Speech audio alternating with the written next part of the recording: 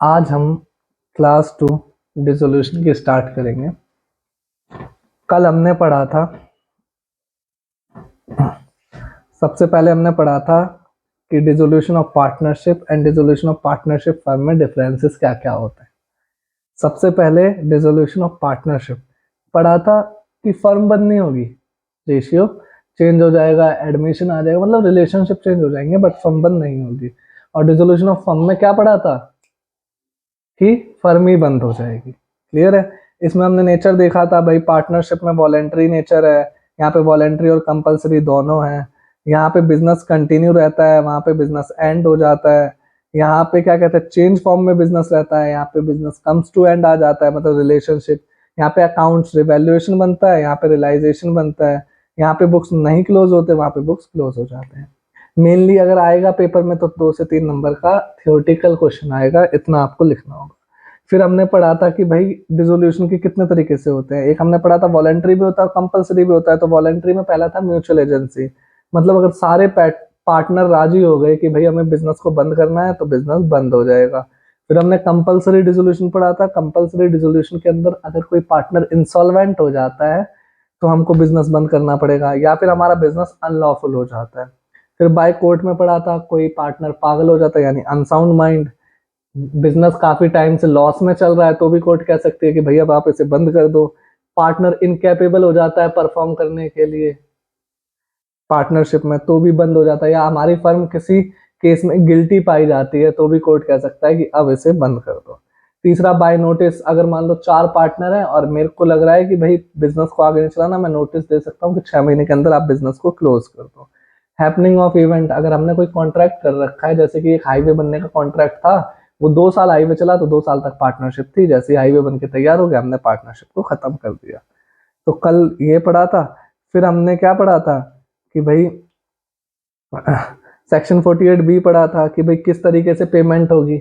Payment सबसे पहले secured loan वालों की होगी, फिर अनसिक्योर्ड लोन वालों की, फिर रिलेटिव की, फिर पार्टनर के लोन की, और लास्ट में जाके पार्टनर की। ठीक है। सिक्योर्ड लोन यानी कि जो गिरवी रख रखा है उनकी लोन की, फिर अनसिक्योर्ड बिना गिरवी वालों की, फिर रिलेटिव जैसे पार्टनर्स की, रिलेटिव हो गए, वाइफ होगी, सिस्टर हो गए, इनकी, फिर पार्टनर का लोन, और फिर लास्ट में पार्टनर। सेक्शन याद करने की जरूरत नहीं है। फिर हमने इसके ऊपर कुछ इलस्ट्रेशंस करे थे और फिर हमने सीखा था कि भाई क्लोजिंग एसेट कैसे होगी और क्लोजिंग लाइबिलिटी कैसे होगी। सबसे पहले क्लोजिंग एसेट सीखा था। एसेट खत्म हो रही है, एसेट कम हो रही है, एसेट कम होती है तो क्रेडिट जा कहाँ रही है, रियलाइजेशन में। तो रियलाइजेशन अकाउंट को हम क्या कर देते हैं, डेबिट कर देते हैं। ऐसे ही क्लोजिंग ऑफ लाइबिलिटी सीखा था कि भाई लाइबिलिटी खत्म हो रही है तो डेबिट जा कहाँ रही है, रियलाइजेशन अकाउंट में, तो रियलाइजेशन अकाउंट को क्रेडिट कर देंगे। क्लियर है। फिर उसके बाद हमने सेल ऑफ एसेट सीखा था। सेल ऑफ एसेट 2 तरीके से होती थी, या तो कैश में होती थी या पार्टनर ले जाता था। अगर कैश में सेल होगी तो कैश आएगा, तो कैश अकाउंट डेबिट। क्या एसेट जा रही है, जा तो एसेट रही है पर एसेट अब एसेट नहीं रही, क्या नाम आ गया उसका, रियलाइजेशन, क्योंकि रियलाइजेशन में डाल दिया था ना, तो रियलाइजेशन अकाउंट क्रेडिट हो जाएगा। क्लियर है। ऐसे ही पार्टनर्स में, पार्टनर कोई एसेट लेके जाएगा तो उसकी कैपिटल कम कर देंगे, कैपिटल कम होती है तो debit, partner capital debit, to में रियलाइजेशन। अगर कोई एसेट किसी लाइबिलिटी से सेट ऑफ हो जाती है तो कोई एंट्री नहीं होगी। और अनरिकॉर्डेड एसेट में क्या होता है भाई, अनरिकॉर्डेड एसेट सेम रहती थी, कैश में बिकी तो कैश टू में रियलाइजेशन, और पार्टनर्स कैपिटल मतलब पार्टनर लेके गया तो पार्टनर कैपिटल टू में रियलाइजेशन। फिर हमने पेमेंट ऑफ लाइबिलिटी पढ़ा था। कैश में लाइबिलिटी की पेमेंट होगी सबसे पहले, तो देखो लाइबिलिटी पे करने से कैश कम हो रहा है, कैश कम होता है तो क्रेडिट, तो टू में क्या लिख दूंगा, कैश अकाउंट, और रियलाइजेशन को क्या कर दूंगा, डेबिट। सेकंड नंबर पे पार्टनर भी तो लाइबिलिटी पे कर सकता है, तो पार्टनर अभी पे कर देगा, बाद में पैसे तो हमसे ही मांगेगा, तो उसकी कैपिटल को बढ़ा देंगे और डेबिट क्या हो जाएगा, रियलाइजेशन अकाउंट। सेट ऑफ में यहाँ पे भी कोई एंट्री नहीं होगी, प्लस अनरिकॉर्डेड लाइबिलिटी में सेम एंट्रीज रहेंगी। क्लियर है। फिर हमने इसके कुछ एग्जाम्पल करे थे और 3 क्वेश्चन दिए थे, होप आपने कर लिए होंगे। इलस्ट्रेशन नंबर 5, अपनी बुक में आ जाओ। कल जो हमने क्लोजिंग वगैरह सीखा था तो उसके क्वेश्चंस। इलस्ट्रेशन 5, पेज नंबर 8.9, नई बुक। मिल गया इलस्ट्रेशन 5। बोल रहा है pass general entry for the following transaction on dissolution of firm. कह रहा है जनरल एंट्री पास करो, following transactions on dissolution of a firm, partner Mohan and Sohan after various asset and outside liability have been transfer to realisation account. तो वो क्या कह रहा है कि भाई ये जो एसेट और लाइबिलिटी है वो रियलाइजेशन अकाउंट के अंदर जा चुकी है, यानी क्लोज हो चुकी है। उसके बाद हमको क्या करना है, सेल या पेमेंट ऑफ लाइबिलिटीज की एंट्री करनी है। क्लियर है? सबसे पहली एंट्री है, देखो क्या बोल रहा है, मोहन टुक 50%, क्या पूरा ले रहा है या 50% ले रहा है? 50% of the stock at a discount of 20%। तो एक मोहन हमारा पार्टनर है, वो आधा स्टॉक लेके जा रहा है, कितने परसेंट डिस्काउंट पे? 20% डिस्काउंट पे। Remaining stock was sold at a profit of 30% on cost. जो बचा हुआ स्टॉक है वो 30% के प्रॉफिट पे बिक जाएगा। ठीक है, और स्टॉक जो बैलेंस शीट में दिया हुआ है वो कितने का दिया हुआ है? 4 लाख रुपए का। ठीक है, तो पहले तो यही एंट्री कर लेते हैं। सबसे पहले देखो, अब हमें यही नहीं पता स्टॉक कितने का बिका है, क्या हुआ है। ठीक है, तो पहले तो स्टॉक को देखते हैं, स्टॉक कितने का था? 4 लाख का। इसके दो पार्ट हो गए, 50% कौन ले गया? 50% पार्टनर ले गया मोहन, और 50% क्या हुआ? 50% कैश में बिक गया। यही हुआ है। अब जो 50% मोहन लेके गया, यानी 4 लाख का आधा 2 लाख, और कैश वाला भी कितना ले गया? 2 लाख, यानी 2 लाख। बट जो मोहन लेके गया वो फायदे में लेके गया है नुकसान में? डिस्काउंट दिया भाई उसको, 20% का डिस्काउंट दिया, तो 20% उसके में से क्या कर देंगे? लेस कर देंगे। तो 2 लाख का 20% कितना होता है? 40,000। ठीक है, तो 2 लाख में से 40,000 गए, कितना बचा? 1,60,000। क्लियर है इतना? यहाँ पे कितना आ जाएगा? 1,60,000। बट जो कैश में बिका वो नुकसान में बिका या फायदे में बिका? वहां पे प्रॉफिट हो गया। कितने का प्रॉफिट हुआ? 30% का। तो 2 लाख का 30% क्या हो गया? प्रॉफिट हो गया। 2 लाख का 30% 60,000 होता है, तो 2,60,000 का बिक गया। ठीक है, क्लियर है? अब देखो, सबसे पहले मोहन लेके गया है, तो मोहन एसेट को ले गया है, कैपिटल बढ़ाएंगे या कम कर देंगे? कम कर देंगे। तो मोहन की कैपिटल को क्या कर दूंगा? डेबिट कर दूंगा। यहाँ पे लिखूंगा मोहन्स कैपिटल अकाउंट डेबिट। वो लेके क्या गया है? स्टॉक, बट स्टॉक तो रियलाइजेशन में पड़ा हुआ है, तो भाई एसेट जा रही है तो क्रेडिट करेंगे, बट स्टॉक नहीं आएगा, नाम आएगा रियलाइजेशन अकाउंट। क्लियर है? कितने से आएगा? 1,60,000 और 1,60,000। बीइंग में क्या लिखोगे? Being stock taken over by partner. Clear है? अब आपके मन में डाउट आएगा कि भाई जो 20% का डिस्काउंट हो गया, यानी 40,000 रुपये हमने छूट दे दी, ऑफ दे दिया, ये 40,000 रिकॉर्ड नहीं करे।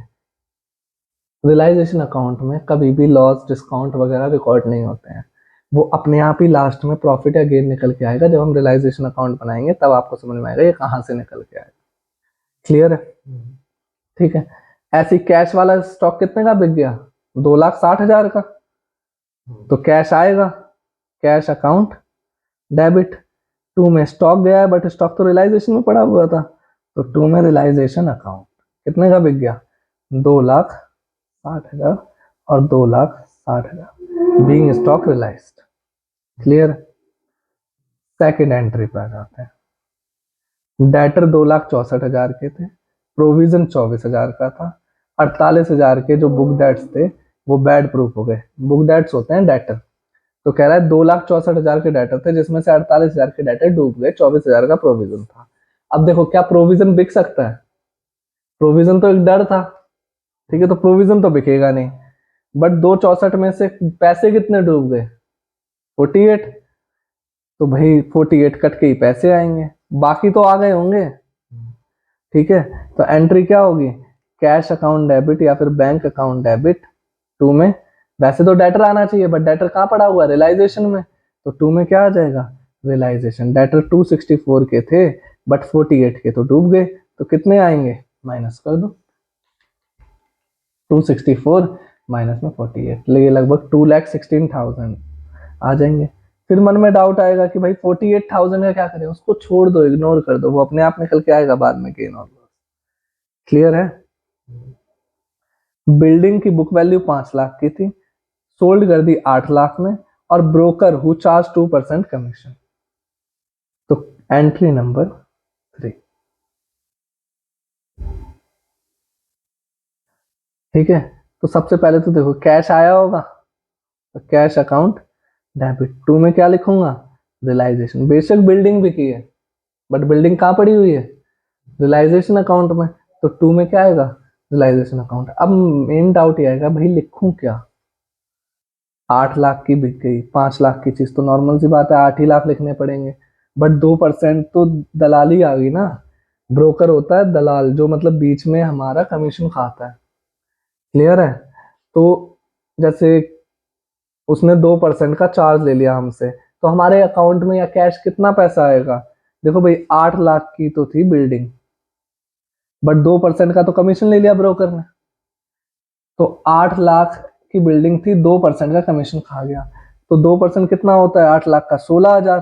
क्या ये 16,000 हमारे पास आएगा? नहीं, वो तो वो खा लेगा। तो 8 लाख में 16,000 गए, कितना बचा? 7,84,000। क्लियर है? बिल्डिंग बेशक से 8 लाख की बिकी है, बट 16,000 तो ब्रोकर ने कमीशन ले लिया ना, तो रियल में हमारे पास पैसे कितने आए? रियल में पैसे आए 7,84,000। क्लियर है? आया समझ में? एंट्री नंबर 4 कह रहा है मशीनरी की बुक वैल्यू 6 लाख है, क्रेडिटर को दे दी 20% के डिस्काउंट पे इन फुल सेटलमेंट। क्लियर है? तो देखो मशीनरी 6 लाख की थी, किसको दे दी? क्रेडिटर को। कितना डिस्काउंट पे? 20%। पहले ये बताओ 20% की कोई एंट्री होगी जो डिस्काउंट है? नहीं, लॉस की तो कोई एंट्री करते ही नहीं है। क्लियर है? उसके बाद देखो मशीनरी कौन ले गया? क्रेडिटर। यानी एसेट कौन ले गया? लाइबिलिटी वाला। ये तो सेट ऑफ हो गया ना। क्या सेट ऑफ की कोई एंट्री होती है रियलाइजेशन में? नहीं। तो यहाँ पे मैं क्या लिख दूंगा? No entry. क्लियर है? लास्ट 5th एंट्री क्या करा? इन्वेस्टमेंट 40,000 की थी और 150% पे रियलाइज हो गई। ठीक है ना? तो इन्वेस्टमेंट से भाई पैसा आएगा, तो कैश अकाउंट डेबिट। 2 में क्या आएगा? वैसे तो इन्वेस्टमेंट आना चाहिए, बट इन्वेस्टमेंट कहाँ पे डली होगी? रियलाइजेशन में। तो 2 में क्या आ जाएगा? रियलाइजेशन। कितने की थी इन्वेस्टमेंट? 40,000 की। कितने की बिक रही है? कह रहा है 150%। तो 150%, जीरो से जीरो कट गया, इस जीरो से ये जीरो कट गया, 15 फोर 60,000। तो 60,000 और 60,000 बी की इन्वेस्टमेंट रियलाइज। तो इजी है। आया समझ में? मेनली देखो आपको क्या करना है, आपको डिस्काउंट की कोई एंट्री नहीं करनी है। आपका कोई अगर अकाउंट सेट ऑफ हो जाता है तो उसकी कोई एंट्री नहीं करनी है। क्लियर है? आया? आया समझ में? तो इलस्ट्रेशन नंबर 7, इलस्ट्रेशन नंबर 7 मिल गया। पेज नंबर 8.10 कह रहा है what journal entry will be passed for the following transaction on the dissolution of a firm, partner है ए एंड बी। क्लियर है? Old furniture which had been written off, मतलब वो पहले से ही राइट ऑफ हो चुका है। ठीक है? इन द बुक्स वॉज सोल्ड, कितने का बेच दिया? 20,000 रुपए का। अब बताओ फर्नीचर बेचने से क्या आया होगा? पैसे आए होंगे, कैश आया होगा। तो देखो सबसे पहली एंट्री कैश अकाउंट डेबिट। क्या फर्नीचर है या वो रियलाइजेशन में पड़ा हुआ है? वो तो रियलाइजेशन में पड़ा हुआ है। तो 2 में क्या आ जाएगा? 2 में रियलाइजेशन। कितने का बेचा? 20,000 का। तो 20,000 और 20,000। क्लियर? एंट्री नंबर 2 जेड एक ओल्ड कस्टमर था, उसके अकाउंट में 10,000 थे, was written off as bad debts in the previous year. वो कह रहा है कि भाई उसको बैड डेट्स मान लिया था हमने पिछले साल ही, बट वो अब कितने पैसे पे करने को कह रहा है? 70% पे करने को कह रहा है। देखो सबसे पहले जेड एक ओल्ड कस्टमर था, उसके अकाउंट में 10,000 रुपए थे जो हमको लेने थे। वॉज का मतलब हम पास्ट में बात कर रहे हैं, और वो कह रहा है रिटर्न ऑफ हो गया। क्या है? Bad debts. बैड डेट्स मतलब वो पैसे क्या हो गए? डूब गए। तो अब वो 70% देने के लिए तैयार हो गया, उसने पे कर दिए 70%। क्लियर है? आया समझ में? तो देखो जेड ने पे कर दिया, क्या वो कैश देगा? हाँ कैश देगा। Cash account debit. क्या ये कोई रिकॉर्ड होगा जेड का? जेड को तो हमने बैड डेट्स मान लिया था, तो रिकॉर्डेड तो है नहीं, अनरिकॉर्डेड एसेट है। अब रिकॉर्डेड हो चाहे अनरिकॉर्डेड हो, एसेट बिकी है, हम कहाँ से बेचते हैं? रियलाइजेशन अकाउंट से। तो कैश आया है, 2 में क्या आ जाएगा? रियलाइजेशन। कितने का बिक गया? 7,000 और 7। Third entry, A agree to take over firm's goodwill not recorded in the books of a firm at ₹50,000।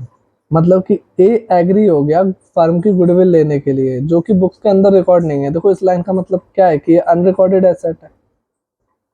ए तैयार हो गया इस एसेट को खरीदने के लिए, कितने रुपए में? 50,000 रुपए में। ठीक है, अब बताओ ए एसेट लेके जा रहा है, उसकी कैपिटल कम कर दूं? हाँ भाई, उसकी कैपिटल कम कर देते हैं। तो third, S capital account debit, क्योंकि भाई वो एसेट लेके जा रहा है, या तो उसको पैसे देने चाहिए, पैसे नहीं दे रहे तो क्या करेंगे हम? उसकी कैपिटल को कम कर देंगे। क्या गुडविल रिकॉर्डेड थी? नहीं थी। अब देखो, चाहे गुडविल रिकॉर्डेड हो चाहे गुडविल ना रिकॉर्डेड हो, हम तो भाई रियलाइजेशन से ही बेचेंगे। तो 2 में क्या आ जाएगा? 2 में रियलाइजेशन अकाउंट। कितने का? 50,000 और 50,000। क्लियर है? चौथी entry, there was an old computer which had been written off from the books. मतलब जो ओल्ड कंप्यूटर है वो बुक से हटा दिया। It was estimated to realize 5,000, और वो कितने का एस्टिमेटेड था? कि वो 5,000 का बिक जाएगा। बट बी एक पार्टनर है, उसने 30% लेस प्राइस पे ले लिया। मतलब वैसे तो वो 5,000 का बिकता, पर बी ने क्या करा? 30% लेस दिए। तो 30% 5,000 का कितना होता है? 30%, 0 से 0 कट गया, इस 0 से ये 0, 1,500। 5,000 माइनस में 1,500 कितना आ गया? 3,500। अब ये जो 3,500 है, बी लेके जा रहा है, क्या लेके जा रहा है? कंप्यूटर। तो भाई बी की कैपिटल कम कर दूंगा, उसने पैसे तो दिए नहीं, तो बी की कैपिटल क्या कर दूंगा? डेबिट। अब भाई चाहे कंप्यूटर लेके जाए, चाहे रिकॉर्डेड हो चाहे अनरिकॉर्डेड हो, हम तो रियलाइजेशन से ही एंट्री करते हैं। तो 2 में क्या आ जाएगा? 2 में रियलाइजेशन। कितने का था कंप्यूटर? 3,500 और 3,500। क्लियर है? लास्ट एंट्री, इन्वेस्टमेंट कॉस्टिंग 20,000, जो कि 1,000 शेयर थे, had been written off from the books, मतलब वो बुक से हटा दिए गए थे। These investment shares valued at 15 रुपए each and distribute between the partner in their profit sharing ratio. तो वो कह रहा है कि जो 1,000 शेयर हैं वो पार्टनर एक दूसरे में डिस्ट्रीब्यूट कर लेंगे अपनी प्रॉफिट शेयरिंग रेशियो में। क्या इस पूरे क्वेश्चन में प्रॉफिट शेयरिंग रेशियो दी हुई है? नहीं। जब प्रॉफिट शेयरिंग रेशियो नहीं दी होती तो रेशियो क्या हो जाती है? 1:1। यानी जो 1,000 शेयर है वो ए ले लेगा 500, और बी भी कितने ले लेगा? 500। क्लियर है? किस रेट पे लेगा? एक शेयर की वैल्यू कितनी हो जाएगी? 15 रुपए। क्लियर है? अब देखो, जब वो एसेट लेगा तो कैपिटल बढ़ेगी या कम होगी? कैपिटल कम होगी, या तो उसको पैसे देने चाहिए, पैसे नहीं देगा तो उसकी कैपिटल को कम कर देंगे। तो क्या हो जाएगा? एस कैपिटल अकाउंट डेबिट, बीस कैपिटल अकाउंट डेबिट, 2 में रियलाइजेशन। चाहे इन्वेस्टमेंट हो चाहे कुछ भी हो भाई, रियलाइजेशन से ही बिकेगी। 500 शेयर कौन ले जाएगा? ए 15 रुपए के हिसाब से, 500 शेयर बी ले जाएगा 15 रुपए के हिसाब से, और रियलाइजेशन में 1,000 शेयर 15 रुपए के हिसाब से। तो कितना हो गया? 15,000, 7,500, 7,500। क्लियर है? लॉसेस और गेन को हम रिकॉर्ड करते नहीं है, क्योंकि रियलाइजेशन में अपने आप ही वो निकल के आएगा। क्लियर है? इतना आया समझ में? ठीक है, अब हम रियलाइजेशन एक्सपेंसेस के कुछ केसेस करेंगे और फिर आगे बढ़े। हाँ, तो रियलाइजेशन एक्सपेंसेस के केसेस करते हैं। कुल 5 केसेस हैं, एक एक करके आराम आराम से समझेंगे और फिर आगे बढ़ेंगे। ठीक है? Case number 1,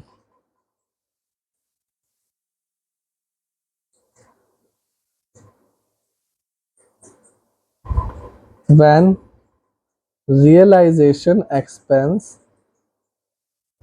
paid by firm, firm कौन है? हम लोग। तो रियलाइजेशन एक्सपेंस कौन पे कर रहा है? फर्म पे कर रही है।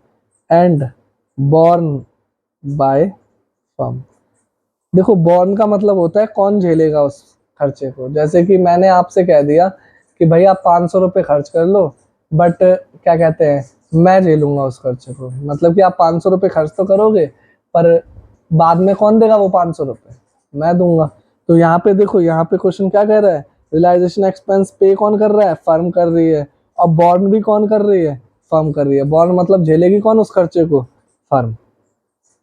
ठीक है, हम क्या है, फर्म है, हमारा खर्चा हो गया, ठीक है, एक एक्सपेंस हो गया। अब एक्सपेंस अकाउंट तो खोलेंगे नहीं, खर्चा हो चाहे एसेट हो, कहां से रिकॉर्ड करेंगे, रियलाइजेशन से। तो क्या लिखूंगा, realisation account debit.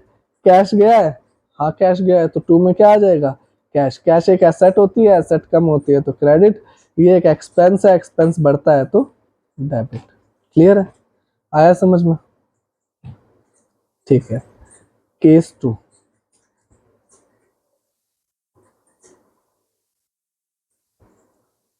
when realization expense paid by partner, पे कौन कर रहा है, पार्टनर कर रहा है, एंड बॉर्न बाय पार्टनर, मतलब पे भी पार्टनर कर रहा है और बॉर्न भी पार्टनर कर रहा है। क्लियर है, आया? अब इसको कैसे करेंगे, देखो, रियलाइजेशन एक्सपेंस पे कौन कर रहा है, पार्टनर, और झेलेगा भी कौन, पार्टनर। तो क्या फर्म का कोई मतलब है, फर्म का क्या मतलब, इससे कोई मतलब नहीं है। जब कोई मतलब नहीं है तो हम कोई एंट्री करेंगे, नहीं करेंगे। तो यहाँ पे मैं क्या लिखूंगा, no entry.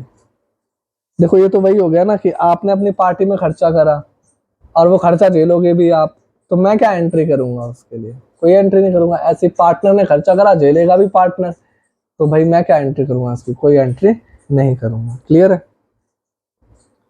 Case number 3, when realization expense paid by partner and borne by firm। तो जो रियलाइजेशन एक्सपेंस है वो पे कर रहा है पार्टनर, बट झेलेगा कौन, फर्म झेलेगी। तो सबसे पहले देखो खर्चा किसका है, खर्चा तो फर्म का है, यानी हमारा है, बट पे कौन कर रहा है, पार्टनर। यानी पार्टनर अभी पे कर रहा है, बाद में किससे लेगा, हमसे लेगा, फर्म से लेगा। तो एंट्री क्या करेंगे, क्या क्या ये मेरे लिए खर्चा है, हाँ है। जब खर्चा है तो रियलाइजेशन क्या कर दूंगा, डेबिट कर दूंगा। तो रियलाइजेशन अकाउंट डेबिट। 2 में क्या लिखूं, क्या मैंने पैसे दिए, नहीं दिए। पैसे किसने दिए, पार्टनर ने। क्या पार्टनर मेरे से पैसे मांगेगा बाद में, हाँ। तो पार्टनर कैपिटल बढ़ जाएगी, कैपिटल बढ़ती है तो क्रेडिट। क्लियर है? तो पार्टनर्स कैपिटल, जिसने पैसे दिए। आया समझ में? क्लियर है? ठीक है, केस नंबर 4।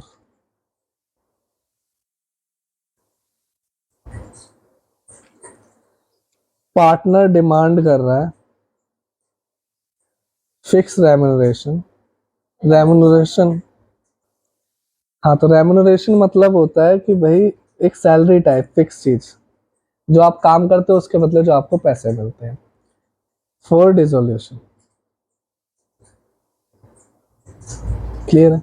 मतलब पार्टनर डिमांड कर रहा है कि एक फिक्स रेम्यूनरेशन, कि मेरे को भाई, जैसे कि फिक्स रेम्यूनरेशन मतलब मेरे को 10,000 रुपए दे दो, उसके बाद जो भी डिसोल्यूशन का एक्सपेंस होगा वो मैं झेलूंगा, चाहे वो 5,000 हो, चाहे वो 50,000 हो।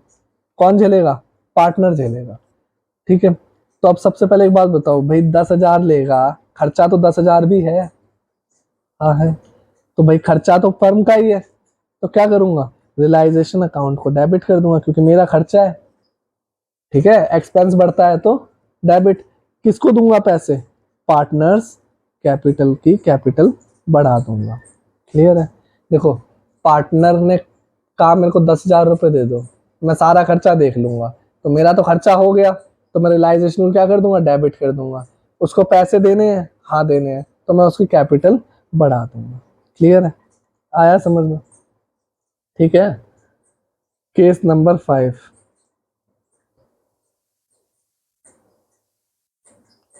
when realization expense paid by firm and borne by partner। मतलब रियलाइजेशन का एक्सपेंस पे तो फर्म ने करा, बट बॉर्न कौन करेगा, पार्टनर करेगा। मतलब पे हमने कर दिया, पर झेलेगा कौन, पार्टनर झेलेगा। अब बताओ ये मेरा खर्चा है या नहीं है, मेरा खर्चा नहीं है, क्योंकि पे मैंने करा है, बट झेलेगा कौन, पार्टनर झेलेगा। तो भाई मैंने पे करा है, किससे लूंगा ये पैसे, पार्टनर से। तो पार्टनर कैपिटल कम कर दूं, हाँ, partner capital account debit. To में कैश गया है तो टू में कैश अकाउंट। क्लियर है? यहाँ पे रियलाइजेशन नहीं आएगा क्योंकि रियलाइजेशन या तो मेरी इनकम होनी चाहिए या मेरा खर्चा होना चाहिए, ना तो मेरी इनकम हुई ना मेरा खर्चा हुआ, तो रियलाइजेशन कुछ आएगा ही नहीं। भाई पार्टनर ने कहा मैं दे दूंगा, तो मैंने उसके कैपिटल से काट लिए पैसे, अभी पेमेंट मैंने कर दी। क्लियर है? आया समझ में? क्लियर है? आओ एक बार जल्दी से रिवाइज करते हैं। Case 1, realization expense paid by firm and borne by firm. मतलब पे भी फर्म ने करा, बॉर्न भी फर्म ने करा। मतलब पे तो बिजनेस ने करा और झेलेगा भी कौन? बिजनेस ही झेलेगा। तो हमारा खर्चा है, हाँ है, तो रियलाइजेशन डेबिट कर देंगे। गया क्या हमारे पास से? कैश चला गया, तो कैश को क्रेडिट कर देंगे। केस सेकंड, पे पार्टनर कर रहा है, बॉर्न भी पार्टनर कर रहा है। मतलब कि खर्चा भी पार्टनर करेगा, झेलेगा भी पार्टनर, तो फर्म का कोई लेना देना है नहीं है। हम कौन है? बिजनेस है, तो हमको इससे कोई मतलब ही नहीं है, तो नो एंट्री। क्लियर है? Case 3, realization expense paid by partner. Pay किसने करा? पार्टनर ने, बट बॉर्न किसने करा? फर्म ने। ठीक है, तो खर्चा मेरा है, हाँ मेरा है, तो रियलाइजेशन को मैंने डेबिट कर दिया। एक्सपेंस बढ़ता है तो डेबिट, बट दिया किसने? पार्टनर ने। क्या वो हमसे लेगा? हाँ लेगा, तो कैपिटल को बढ़ा देंगे। लास्ट वो फोर्थ केस, पार्टनर एक फिक्स सैलरी या फिक्स रेम्यूनरेशन की डिमांड करता है डिसोल्यूशन के लिए। तो भाई देखो, बेशक वो फिक्स डिमांड करे, बट वो फिक्स तो खर्चा हो गया ना, तो रियलाइजेशन डेबिट क्योंकि एक्सपेंस है। अब पार्टनर को देना होगा, तो पार्टनर कैपिटल बढ़ा देंगे। लास्ट, पे तो फर्म ने कर दिया, मतलब पे हमने कर दिया, बट बॉर्न कौन करेगा? पार्टनर। क्या खर्चा मेरा है? नहीं, खर्चा तो पार्टनर का है, तो कैश चला गया, कैश को क्रेडिट कर दूंगा। खर्चा पार्टनर का है, तो पार्टनर कैपिटल से कम कर दूंगा, क्योंकि पैसे मैंने दिए, कौन देने वाला है इसको? पार्टनर देने वाला है। क्लियर है? आया समझ में इतना? आ गया तो अब हम इसके ऊपर एक इलस्ट्रेशन करेंगे और फिर आज की क्लास को खत्म कर देंगे। ठीक है? क्वेश्चन नंबर 4, इलस्ट्रेशन नहीं, क्वेश्चन नंबर 4। क्वेश्चन नंबर 4 मिल गया?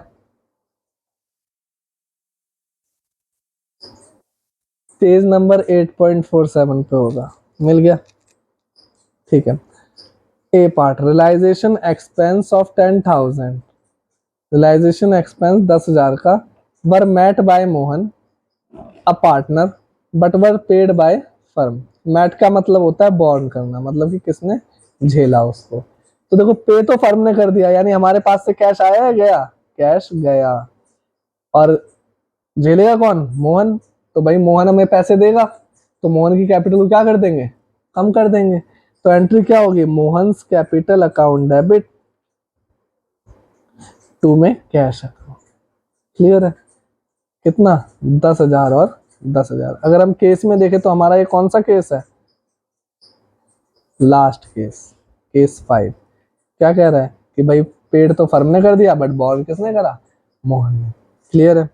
B part, Mahesh a partner was paid remuneration of 25,000 and he was to meet all expenses. तो रमेश को, महेश एक पार्टनर है, उसको 25,000 रुपए फिक्स रेम्यूनरेशन देंगे और वो सारे के सारे एक्सपेंस को झेलेगा। ठीक है, बट भाई 25,000 तो हमारा एक्सपेंस हुआ ना, ये तो हमें झेलना पड़ेगा। तो भाई रियलाइजेशन एक्सपेंस है, तो रियलाइजेशन को डेबिट कर देंगे। टू में महेश को पैसे देने हैं, तो महेश की कैपिटल को बढ़ा देंगे। तो क्या लिखूंगा? टू में महेश कैपिटल। क्लियर है? 25,000 और 25,000। ठीक है? आया समझ में? ठीक है। सी पार्ट, सुरेश एक पार्टनर है, वाज पेड रेम्यूनरेशन 20,000 रुपए and he was met all the expense, firm paid an expense 5,000। अब देखो, सुरेश ने वादा करा था कि भाई आप मेरे को 20,000 रुपए दे दो, मैं सारे के सारे एक्सपेंस झेलूंगा। तो हमने सुरेश को 20,000 रुपए दे दिए। तो एंट्री क्या होगी? रियलाइजेशन, भाई 20,000 तो मेरा खर्चा है, तो रियलाइजेशन अकाउंट डेबिट 20,000 से। ठीक है, बट एक बात बताओ, क्या 5,000 का खर्चा फर्म ने कर दिया? कर दिया। झेलेगा कौन? वो सुरेश ही तो झेलेगा, हमने तो भाई फिक्स एक्सपेंस कर दिया।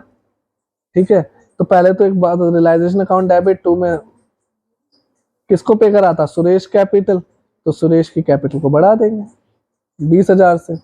अब बात आती है वो 5,000 की। अब बात करते हैं 5,000 की। 5,000 खर्चा तो फर्म ने कर दिया, बट अब झेलेगा कौन? सुरेश। हम उसने वादा करा था आप मेरे को 20,000 दो, बाकी जितना भी खर्चा होगा मैं झेलूंगा। तो अब बताओ, तो सुरेश की कैपिटल को वापस से डेबिट कर देंगे, क्योंकि भाई खर्चा तो उसका है, हमसे कैश चला गया तो क्या हुआ, देगा कौन? सुरेश देगा। तो उसकी कैपिटल को कम कर देंगे, और कैपिटल कम होती है तो डेबिट। खत्म हो गया क्वेश्चन। आया समझ में? क्लियर है?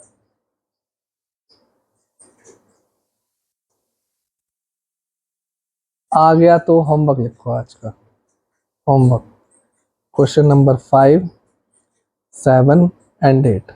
ठीक है, देखो सबसे मुश्किल इसमें यही था कि क्या कहते हैं, आप रियलाइजेशन एक्सपेंस को कैसे डील करते हो। इसके 5 केसेस हैं, इसके बाद तो इस चैप्टर में कुछ जान ही नहीं रहती है। एक वर्कमैन कंपनसेशन रिजर्व के केसेस और आते हैं, वो हम कल करेंगे। आज के लिए इतना ही है, होमवर्क जरूर कर लेना। ठीक है।